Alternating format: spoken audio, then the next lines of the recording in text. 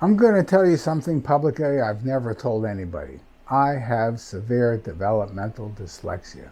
That's part of the reasons you'll notice on my other videos that I have a lot of spelling errors. I was thinking going back and correcting them, but then it gave me the insight to try to tell you about the dyslexia, and especially tell those of you who have children who aren't performing well in school, especially around the reading subjects. You know, I did very badly in reading and comprehension, never finished exams on time, and people thought that I was lazy and wasn't trying in school. But in fact, I had a problem that they weren't diagnosed, that wasn't diagnosed, and I had a problem that was ignored. Grew up with a very bad self-image. Not identifying your child as having a learning disorder, not getting the proper needs for that child, gives the child a bad self-image, and basically many of them fail in life. I was very lucky that around high school I became very motivated, developed my own way of studying, my own way of learning. I would read something 4 or 5 times. I would take a lot of notes. Eventually did very well in my classes starting around high school, and was thought to be a smart kid all of a sudden. But I still had that mindset that somehow I was tricking people. To get into undergraduate school was very fortunate. I got in on a wait list at Tulane University, not because of my standardized scores from high school, but because I did so well in high school. And then to go to graduate school, they wanted me to take the SATs, but they accepted me without them on the provision that I would take them. I never took them.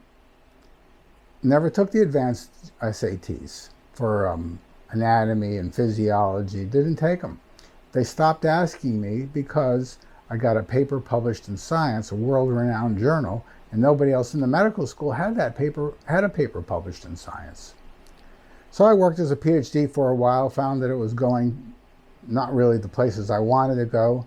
And there was one program that allowed people to apply to medical school without the MedCats, the standardized exam. I knew flunking the standardized medical exam 4 times in a row that I'd never get into med school unless I found some back door.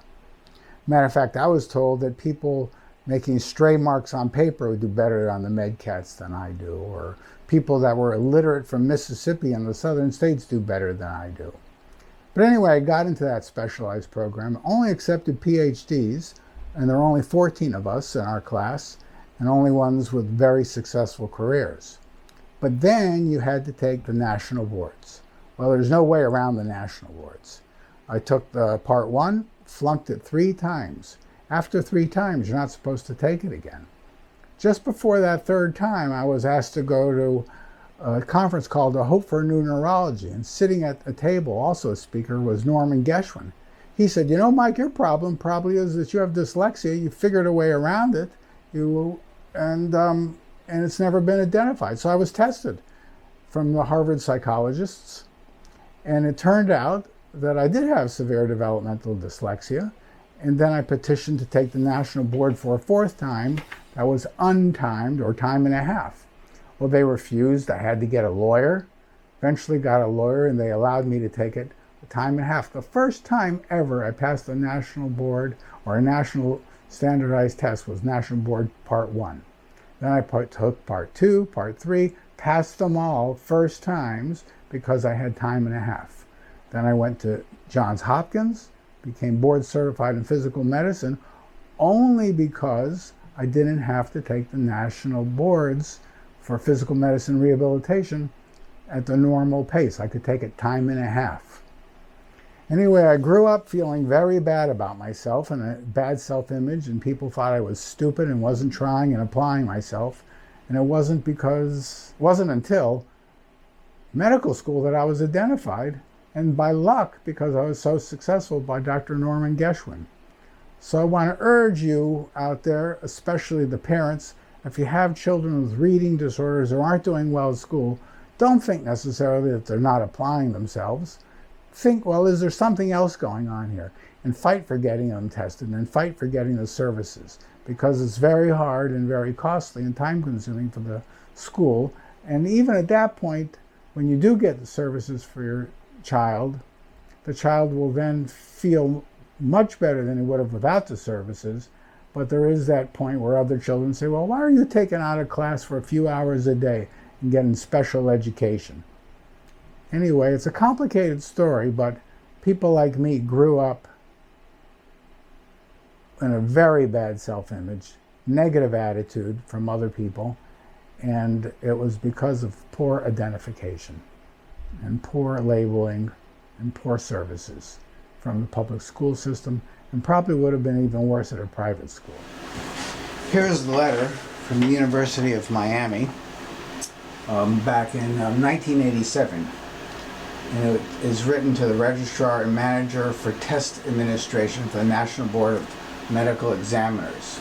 It says, "Thank you for your letter of December 12, 1986, regarding Michael S. Kaplan.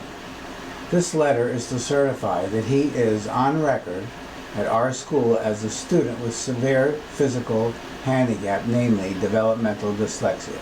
Thank you again for your help with this student.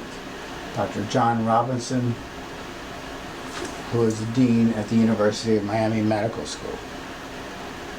This is a special note for the parents. A child growing up with a learning disorder, and from my experience, developmental dyslexia or dyslexia without identification, leads to many serious ramifications.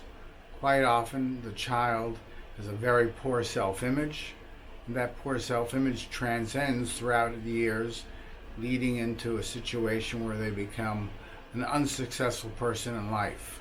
The bad self-image and a feeling like I can't do it and nobody understands me leads to issues that are in ramifications that often result in failure. Sometimes even people turn to drugs out of frustration.